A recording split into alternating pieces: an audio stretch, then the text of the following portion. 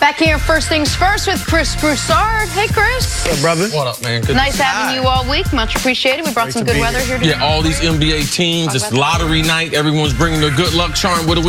Bap, bap. Absolutely. Let's do it. Ball gonna drop the number one NBA analyst in the world is sitting right here. You can't possibly get more love out west than you do love. here. That's true, and I've been telling you this for quite some time. Big doings in the NBA tonight, Broussard. How long you been telling him that, Nick? I said quite some time. Quite some time. The much-hyped, highly anticipated draft lottery. The teams with the best odds to win. You got your Knicks, the Cavs, and the Phoenix Suns. Top prize, the services of Duke phenom Zion Williamson, college basketball's once-in-a-generation prospect, whose future will depend on the fate of 1,001 ping pong balls. Broussard, let's focus on the Knicks. How much is riding on this for them tonight? This is huge tonight. And I know everybody's focused on free agency, Kevin Durant, Kyrie Irving. Yeah. But this is big. This is a big part of it. This is step one in what hopefully for the Knicks would be their greatest era in almost 50 years, since the early 70s when they won some championships in 70 and 73. You think, oh, well, if they don't get the top pick or a top 2 pick, they still could get KD and Kyrie. Well, there's some issues there. What if they go to 5th? The farthest they can fall is 5th, and there's a 47% chance of that. So if they fall to even 4th or 5th, now when you look at these free agents, like if Kevin Durant and Kyrie Irving do come, they're also going to be wondering what's going to be around us. And if you get the top pick or 2, it could obviously be Zion.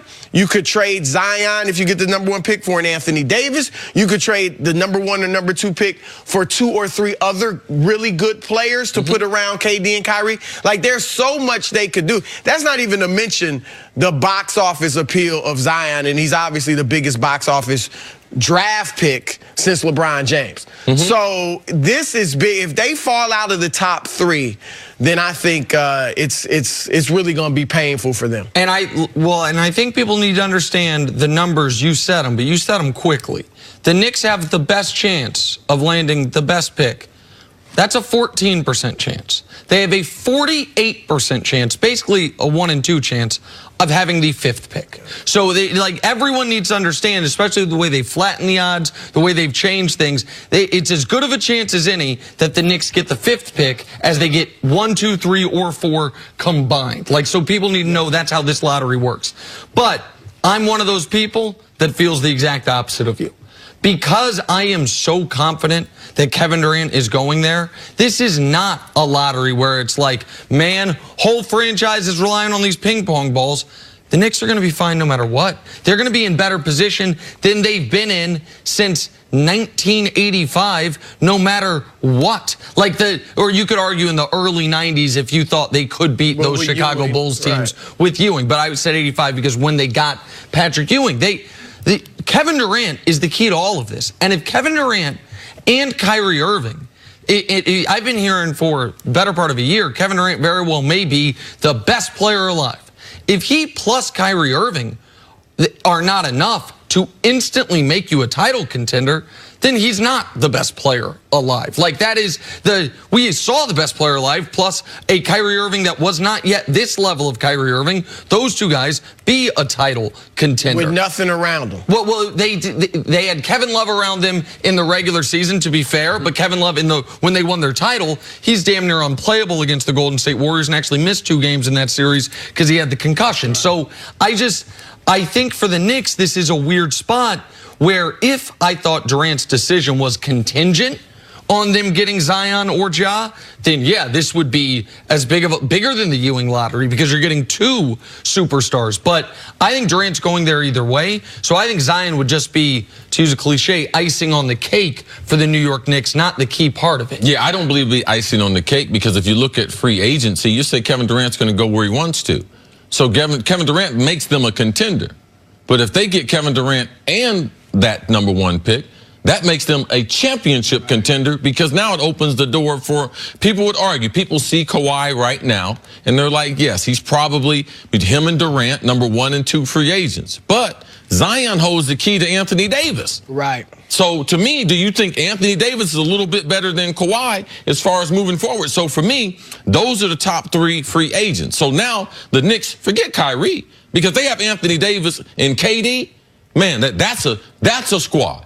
Now you don't need as many pieces because you have rebounding, you got defense, and you have shooting. So I believe that the lottery becomes important. I believe tomorrow we go back to conspiracy theory. Man, when that ball comes up New York Knicks, just like with Patrick Ewing, people were arguing the fix is in. The frozen envelope. It is important to the NBA. Now, I know it'll be legitimate. Right. But if the Knicks could get the number 1 pick, it would. Look how hot the NBA is right now. Now we got the lottery. We got game 1 of the Western Conference Finals.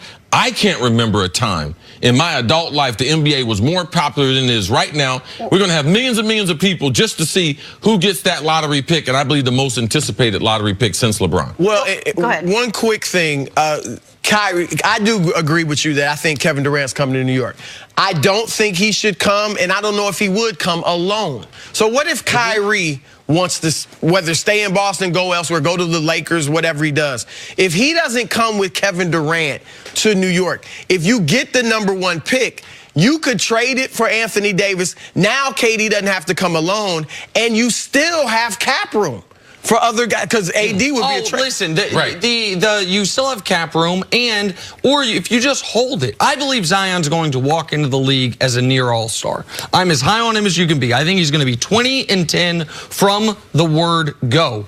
Even if you don't trade it, the value of getting the level of production I think you're going to get from Zion on, even at the number 1 overall pick, a rookie contract. You're going to be getting $20+ million worth of production from an $8 million a year, $9 million a year player. That helps you even if you don't make the Anthony Davis trade. What would you prefer to have? KD, Kyrie, and Zion, and all that comes with Zion, the attention, the media, all of it, or KD and Anthony Davis? What's the better team? Well, I'd rather have KD, Kyrie, and Zion. And if I get KD and Kyrie, you obviously have to really explore it and do all the due diligence.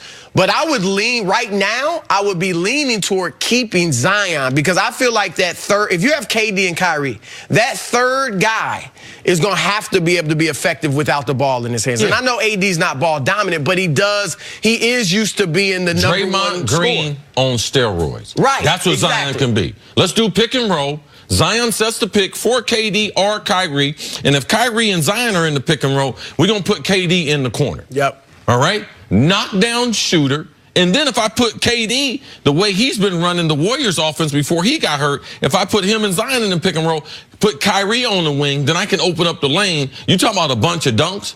I would right now say that Giannis and Zion, they lead the NBA in dunks. In dunks next year? Yes. Well, and so if you sign Kevin Durant and Kyrie goes and signs with the Lakers, then, and I think you agree, let's say the Knicks got the number 1 pick of the draft, then you would trade Zion for Anthony Davis, because you do need a second star. And Zion, I don't think would be a championship level second star immediately.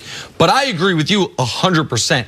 If you get Kevin Durant and Kyrie, you don't only keep Zion because everyone's got to eat to a degree and someone's going to have to take that third role, the Bosh, Kevin Love role, which is a tougher role, but also because the Knicks, who have just been flailing about for the better part of my lifetime, you would have a trajectory of, oh, wait, we've got a 30-year-old star. We have a 26-year-old star. Yep. We have a 20-year-old soon-to-be star. You would have the trajectory of not just winning right now, but being able to keep this going well past Kevin Durant's prime, into Kyrie's prime, well past Kyrie's prime, into Zion's prime. That would be the superfecta for the New York Knicks. They just need to be prepared for it to be R.J. Barrett with the 3rd overall pick or something like that. All right, BROUSSARD, stick around. Coming up, could LeBron be on the move this offseason? That is next on First Things First. I got to call Scott Perry.